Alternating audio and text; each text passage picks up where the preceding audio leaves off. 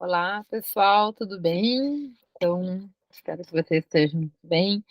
Essa semana, né, para quem trabalha, né, na temática das relações étnico-raciais, foi uma semana tensa, uma semana assim que traz muito desdobramento especificamente, né, muito a calhar o que a gente vai ler essa semana, que é o pensamento de Lélia Gonzalez, né, gosto muito desse livro aqui, usei muito na minha tese, ele teve uma outra versão, né, que de uma outra editora, que é Por um Feminismo Afro-Latino-Americano, né, são vários textos, alguns se repetem, outros não, mas esse aqui foi lançado primeiro, que era é uma editora independente, né, que traz vários escritos, reflexões, né, dessa grande intelectual brasileira, mineira, né, Lélia Gonzalez. E eu deixei para vocês o texto Racismo e Sexismo, muito que não está a par do que está acontecendo, foi há várias denúncias, né, de assédio sexual, de assédio, né, de violência que o nosso ministro, nosso grande intelectual Silvio Almeida, recebeu, e também um deles é a ministra da Igualdade Racial, Aniele Franco.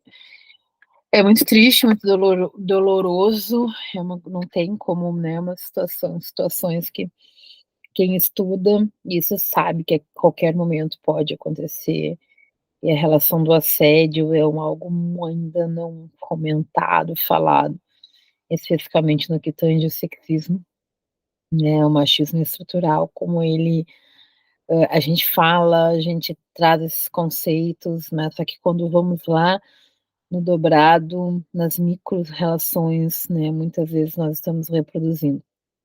De antemão, já agradeço quem participou da nossa web aula, depois a gente pode conversar um pouco mais, a gente tem uma outra aula no dia 8, se não me engano, de outubro, 8 ou 9 de outubro, na semana de prova, mas a ideia que eu tive de trazer, né, o grupo, até para a gente entender como é que é este lugar de estudantes cotistas que têm os coletivos, né, muitas vezes o movimento social negro, enquanto, né, o promotor, né, de conhecimento da nossa intelectualidade, né, dentro do mundo acadêmico. Então a ideia hoje é de trazer um texto de 79 da Lélia Gonzalez, falar rapidão aqui, acho que eu deixei para vocês ali um pouco da biografia dela. Tem uma biografia da UOL que eu gosto bastante. Na UOL tem acho que uma galera que está, os colegas meus estão sendo colunistas, né? Na UOL também tem um monte de coisa muito legal. Então, a Lélia, ela nasceu nos anos 30, em Belo Horizonte, 35, de uma família, né, de classe trabalhadora, né? O pai é negro ferroviário, a mãe indígena e doméstica. Teve 17 irmãos, né, e ela vai mudar para o Rio de Janeiro nos anos 40, o pai dela já tinha falecido.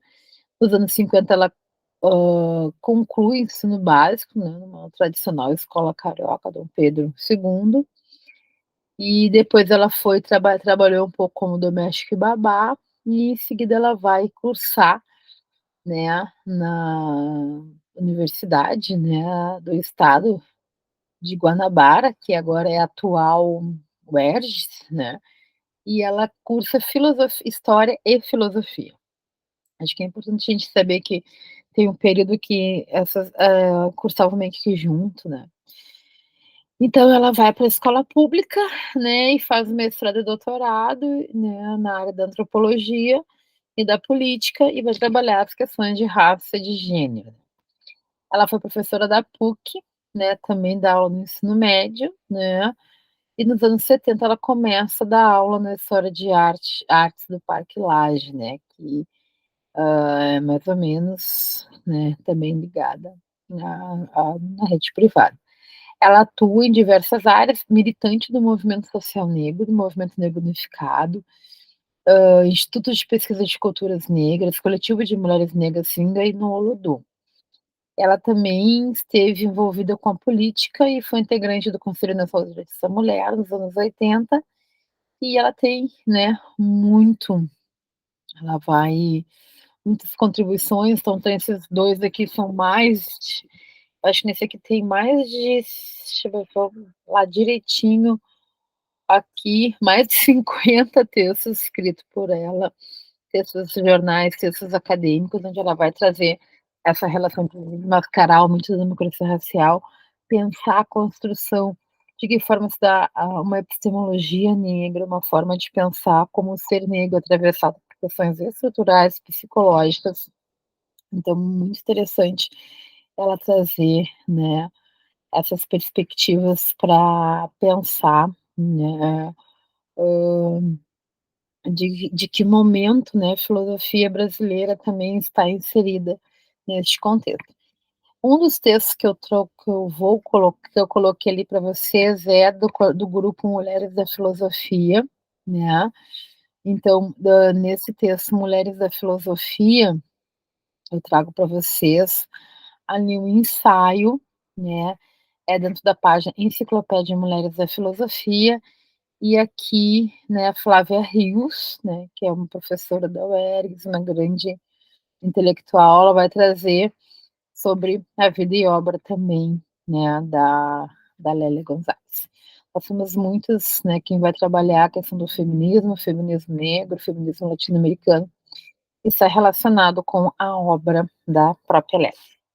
Então esse texto que eu trago para vocês hoje é um texto curto, de 10 páginas, dividido em 3 partes, onde ele vai traçar essa relação de lugar, né, dessa relação do sexismo e do racismo na nossa sociedade. Então, eu vou começar a ler essa primeiro, bem como ela coloca este primeiro tombo, né, essa primeira, não digo uma epígrafe, mas acho que ela vai chamar de epígrafe, depois tem algumas questões para a gente tentar compreender a estrutura social, a naturalização das relações e de que forma esses 2 conceitos, eles, né, ainda são agenciados uma perspectiva de violência estrutural, microviolência na nossa sociedade.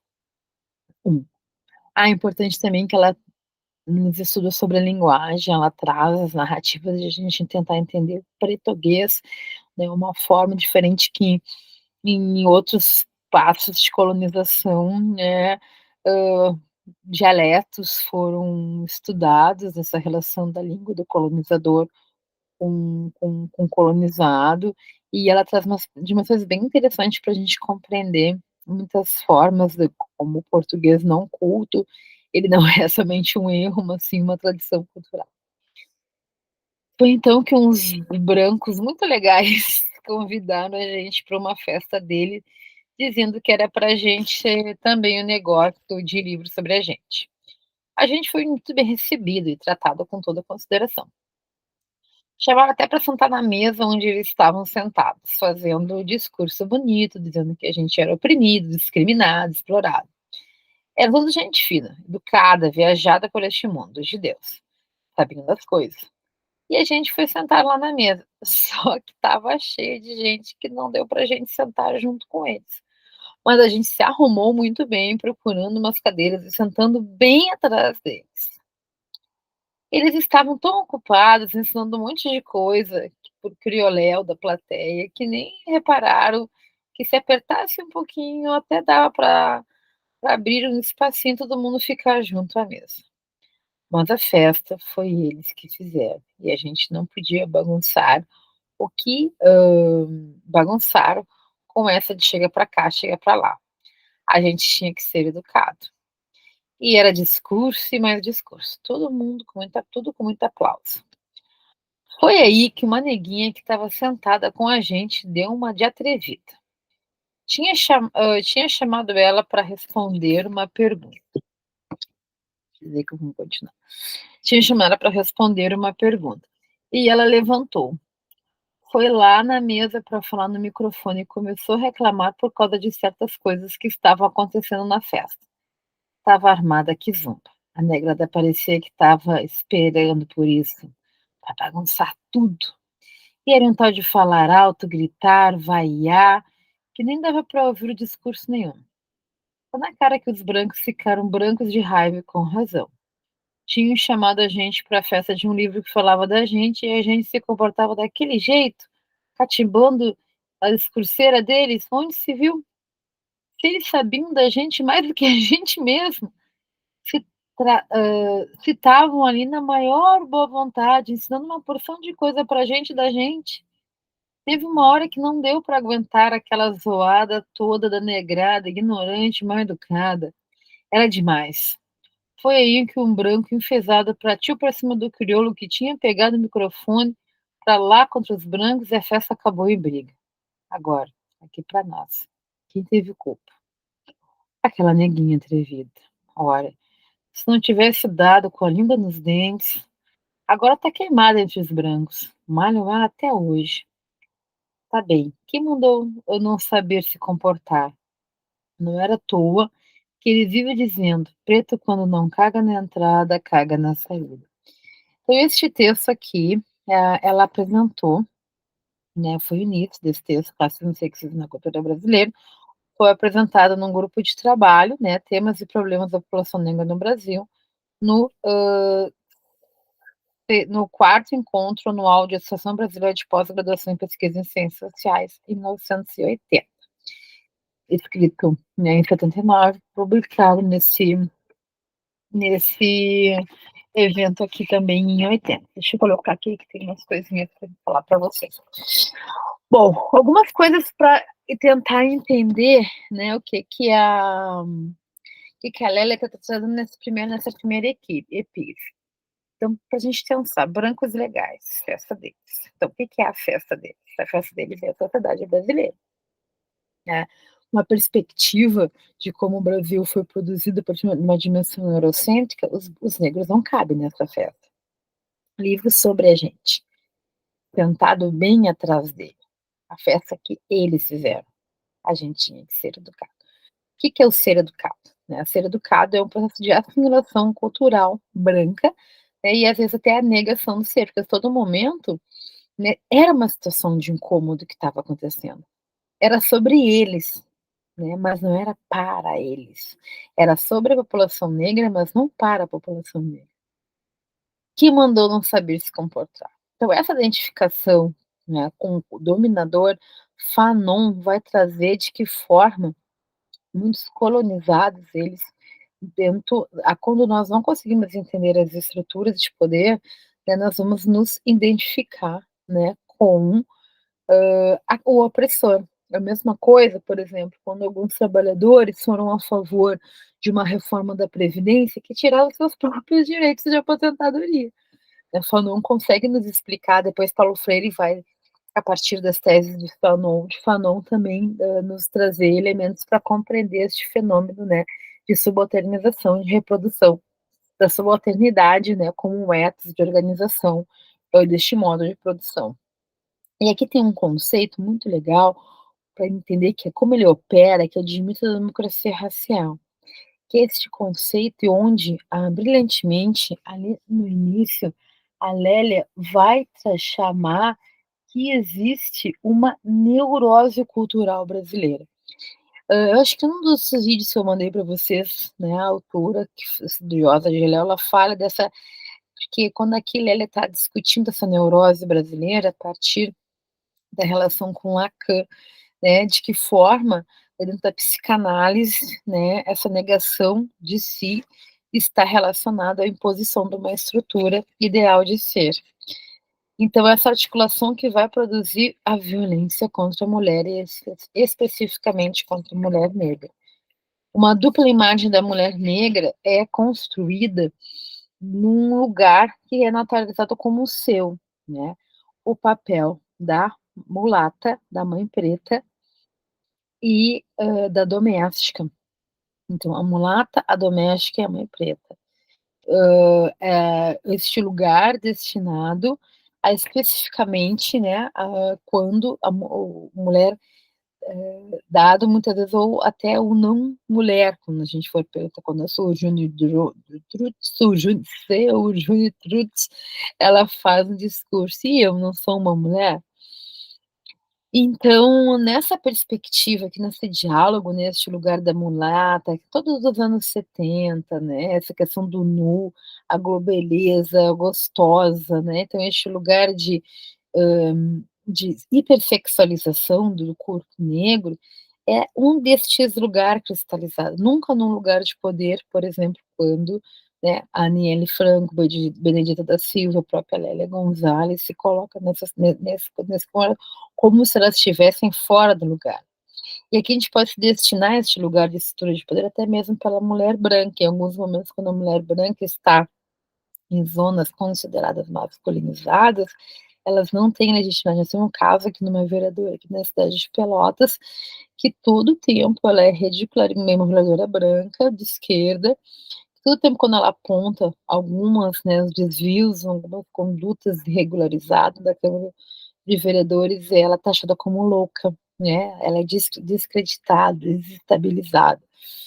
Então, este lugar de inferiorização, agora especialmente de novo para a mulher aqui, a Lélia vai fazer um contraponto da linguagem, né, discutir com Lacan e Miller, que é essa quando forma a constituição da formalidade para uma negativa, né, quando, dizer mais o que se deve para não de falar, não saber o que está dizendo, dizer outra coisa para não dizer o que está desculpa, o que está sendo dito ou quando não se quer falar. Então a criação de línguas formais para dar um lugar a para destinar este lugar de inferiorização, de lixo, né, de limites, ela chama de lata do lixo, que foi dado para os negros na sociedade brasileira. E como que acontece? Uma naturalização das desigualdades raciais. Na página 193, ela vai dizer este processo quando as pessoas têm de negação do racismo, né. Por exemplo, bem no finalzinho ela fala assim: "Racismo? No Brasil?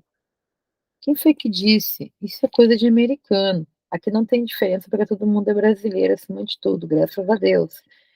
Preto aqui é bem tratado, tem o mesmo direito que a gente tem, tanto, que é quando se esforça, ele sobe na vida como qualquer um.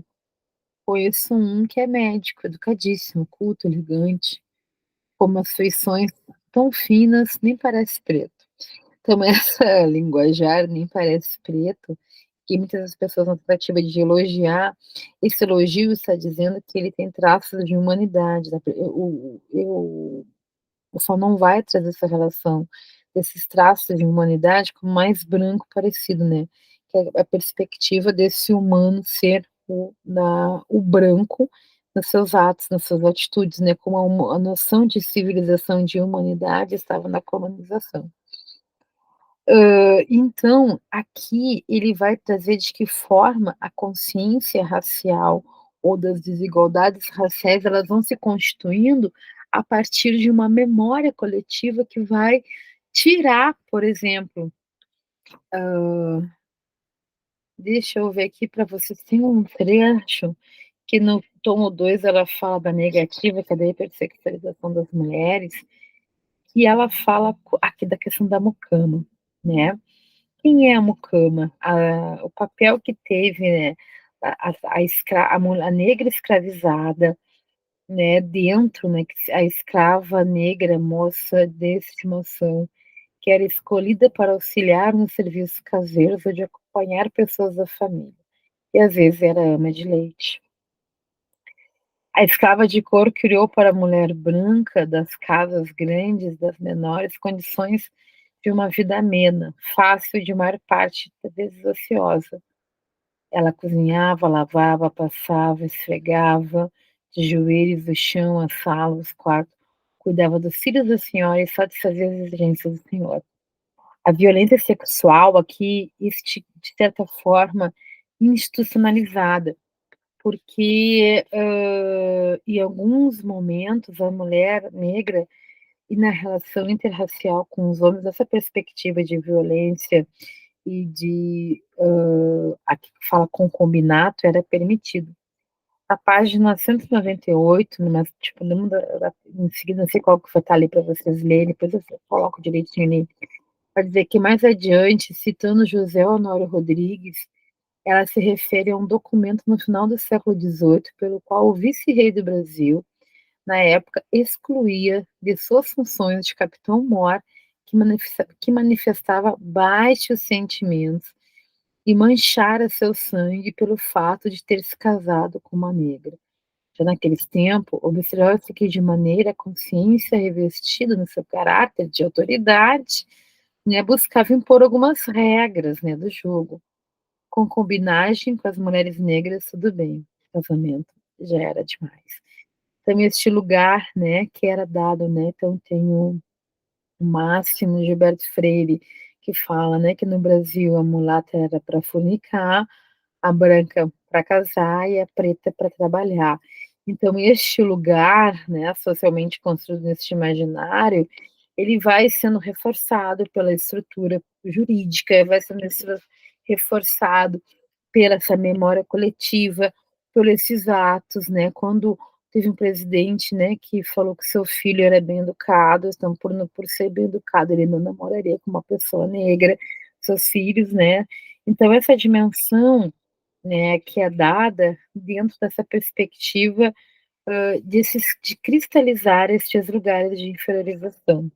E aí nós estamos falando de pesos simbólicos, de pesos, né, pesos simbólicos, de pesos que vão sendo naturalizados dentro, do que é chamado, né, desse tipo de relações e de diferenças sobre as distintas identidades raciais negras e brancas no Brasil. Diferentes lugares da cultura brasileira são caracterizados pela diferença de um elemento, né. Por exemplo, no caso da macumba, por exemplo, que se atende aos 31 de dezembro nas praias do Rio de Janeiro para despachos que se multiplicam em cada esquina ou encruzilhada da metrópole do Rio de São Paulo. Isso em falar de futebol, que se atende para festas ao Lago Salvador, mas, que se atende nos hospícios, nas prisões, nos lugares. Então tu tem uma batalha discursiva em termos da cultura brasileira, por exemplo, tu não hoje tem tudo com o artigo 5º da Constituição, da liberdade religiosa, vamos falar isso, né, no decorrer das nossas aulas, mas durante pouco tempo era proibido, mas as pessoas pulam as 7 ondinhas, a questão do carnaval, então tem algumas coisas que da cultura brasileira é permitido e outras não permitidas. E Lélia Gonzalez vai trazer para nós algumas, né, situações que vão nos auxiliar a entender, né, de que formas essas narrativas elas estão presentes no que se constitui, o que é o pensamento social brasileiro.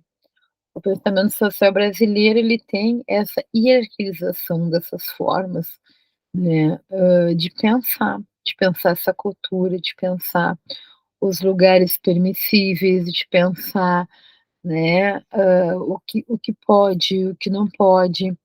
Eu vou achar um textinho aqui para vocês, para a gente finalizar a nossa aula, que a gente na aula que vem nós vamos falar um pouco de Carolina de Jesus, e eu acho que depois eu já vou porque dizer assim, ó, que essa violência racial brasileira que institui estes lugares de inferiorização, né, ela está inerente às relações sociais, especificamente no que concerne às relações de gênero, a ideia de entendê-la, analisá-la a partir de uma maneira, né, como essas autoras trazem, né. Cada aspecto, né, tanto da de Lélia como de Carolina, que a gente vai perceber, eles vão dizer, como que se dá essa realidade, né.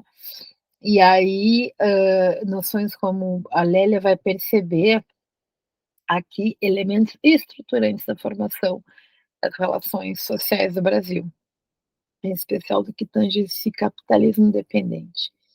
E a constituição da pobreza e o lugar social dado à mulher. Ela tem um texto, né, de 82, que é O Lugar de Negro, junto com o historiador Carlos Rosenbaum, que ela vai problematizar os processos de inserção do negro na sociedade, desde pós-abolição, e esses espaços dados, né, ao movimento social negro que forja, né, uma existência, um existir, numa sociedade que não planeja essa inserção, né. Para ela as questões raciais estão centradas nas questões de gênero, as questões sociais. Ela vai demonstrar que o racismo estrutural, né, vai deixar para a população brasileira os piores lugares. Então falar dessas autoras é falar de como se constitui o imaginário social brasileiro e ainda hoje nós vamos reproduzindo, né, em outras circunstâncias. Então deixo para vocês ali esse vídeo, para vocês darem, né, como deixo pra gente, ler em Lélia, Lélia na filosofia tem muita coisa, Lélia tem, né, ela deixa esse texto que é o texto mais corriqueiro, né, que ela vai trabalhar o início para vocês depois da gente dar mais continuidade ao pensamento dessa grande, né, dessas contribuições dessa grande pensadora para o pensamento social brasileiro. Ok gente, obrigada, até a próxima semana. E mais uma vez obrigada quem conseguiu estar presente na nossa web, coloquem lá no chat sobre de que forma, né, a gente não consegue trabalhar a lei, participem, e depois eu quero ver com vocês como é que tá indo, se vocês estão conseguindo acompanhar a disciplina. E é isso, grande abraço.